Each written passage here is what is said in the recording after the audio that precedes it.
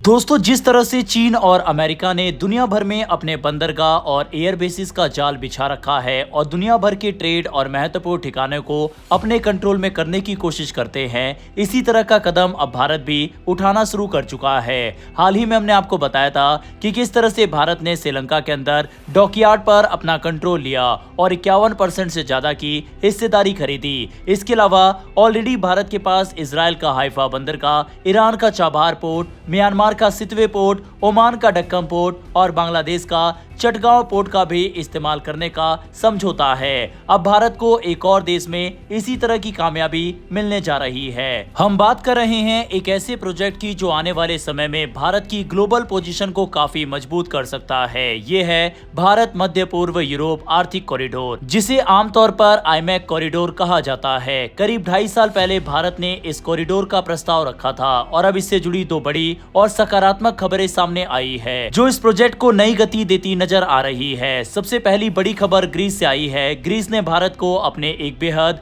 महत्वपूर्ण और सुरक्षित बंदरगाह अलेक्जेंड्रोपोलिस पोर्ट में हिस्सेदारी या संभावित अधिग्रहण का प्रस्ताव दिया है। ये सिर्फ एक साधारण व्यापारिक ऑफर नहीं है, बल्कि इसके पीछे गहरी रणनीतिक सोच है। खास बात यह है कि ग्रीस पहले इस पोर्ट को निजी हाथों में देने के पक्ष में नहीं था, क्योंकि ये उनकी राष्ट्रीय सुरक्षा से जुड़ा हुआ माना जाता था। लेकिन अब भारत के साथ बातचीत शुरू होना अपने आप में एक बड़ा बदलाव दिखाता है। अब समझते हैं कि ये पोर्ट इतना खास क्यों है। इसकी लोकेशन बेहद रणनीतिक है। अगर कोई जहाज भूमध्य सागर से इस पोर्ट तक पहुंचता है तो वहां से पूरे पूर्वी यूरोप, बाल्कन देशों और यहां तक कि ब्लैक सी क्षेत्र तक पहुंच आसान हो जाती है। इसका मतलब ये हुआ कि भारत के लिए ये एक ऐसा गेटवे बन सकता है जिसके जरिए यूरोप के कई अहम बाजारों तक सीधी पहुंच मिल सकती है। इतना ही नहीं, इस पोर्ट की एक और खासियत है। पिछले कुछ वर्षों में खासकर रूस यूक्रेन युद्ध के दौरान इस पोर्ट का इस्तेमाल सैन्य और लॉजिस्टिक गतिविधियों के लिए भी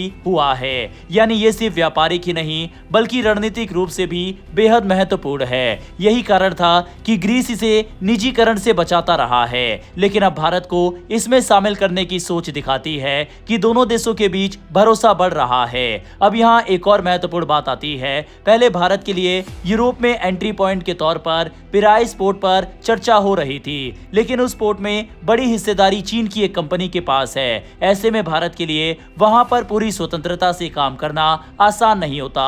लेकिन अलेक्जेंड्रोपोलिस पोर्ट के विकल्प के रूप में सामने आने से भारत को एक ऐसा रास्ता मिल सकता है जहां किसी तीसरे देश का प्रभाव कम होगा। इसके अलावा इस पोर्ट के जरिए भारत एक और बड़ी रणनीतिक चुनौती को भी पार कर सकता है और वह है तुर्की पर निर्भरता। अभी तक ब्लैक सी क्षेत्र में पहुंचने के लिए जहाजों को तुर्की के स्टेट से गुजरना पड़ता है, लेकिन इस नए पोर्ट के जरिए भारत इस निर्भरता को काफी हद तक कम कर सकता है। अब बात करते हैं दूसरी बड़ी खबर की जो इजराइल से आई है। इजराइल ने साफ तौर पर कहा है कि इस कॉरिडोर पर काम को तेजी से आगे बढ़ाया जाना चाहिए। इसके पीछे मुख्य कारण है स्ट्रेट ऑफ हॉर्मुज पर निर्भरता को कम करना।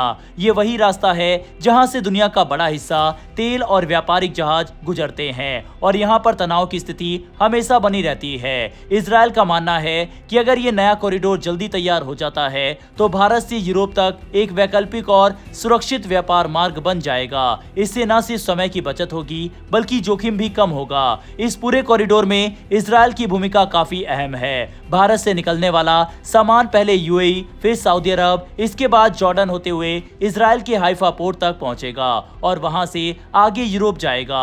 यानी ये एक मल्टी देश कनेक्टिविटी प्रोजेक्ट है जिसमें हर देश की भूमिका महत्वपूर्ण है। हालांकि इस प्रोजेक्ट के सामने कुछ चुनौतियां भी है। सबसे बड़ी चुनौती सऊदी अरब से जुड़ी हुई है। सऊदी अरब ने अभी तक इस प्रोजेक्ट को लेकर बहुत स्पष्ट और सकारात्मक रुख नहीं दिखाया है। इसके पीछे क्षेत्र राजनीति और कुछ द्विपक्षीय तनाव भी कारण हो सकता है। खासकर इजराइल के साथ उनके संबंध पूरी तरह सामान्य नहीं है, लेकिन इसके बावजूद जिस तरह ग्रीस और इजराइल दोनों इस प्रोजेक्ट को आगे बढ़ाने के लिए उत्साहित नजर आ रहे हैं, उससे ये संकेत मिलता है कि आने वाले समय में इस कॉरिडोर पर तेजी से काम हो सकता है। कुल मिलाकर देखें तो ग्रीस का पोर्ट ऑफर और इजराइल का समर्थन दोनों मिलकर इस प्रोजेक्ट को नई दिशा दे रहे हैं। अगर ये कॉरिडोर सफल होता है तो भारत को यूरोप तक सीधी और सुरक्षित पहुंच मिल जाएगी, जिससे व्यापार, निवेश और रणनीतिक प्रभाव तीनों में बड़ा फायदा हो सकता है। देखा जाए तो आईमैक प्रोजेक्ट पर भारत, इजराइल और ग्रीस के इस ऑफर ने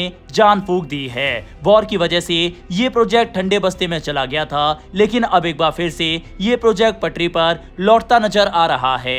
फॉरेन पॉलिसी और वर्ल्ड अफेयर से जुड़ी ऐसी वीडियो के लिए देखते रहें इनसाइट नॉलेज। फिर मिलेंगे ऐसी एक नई वीडियो के साथ। धन्यवाद। जय हिंद, जय भारत।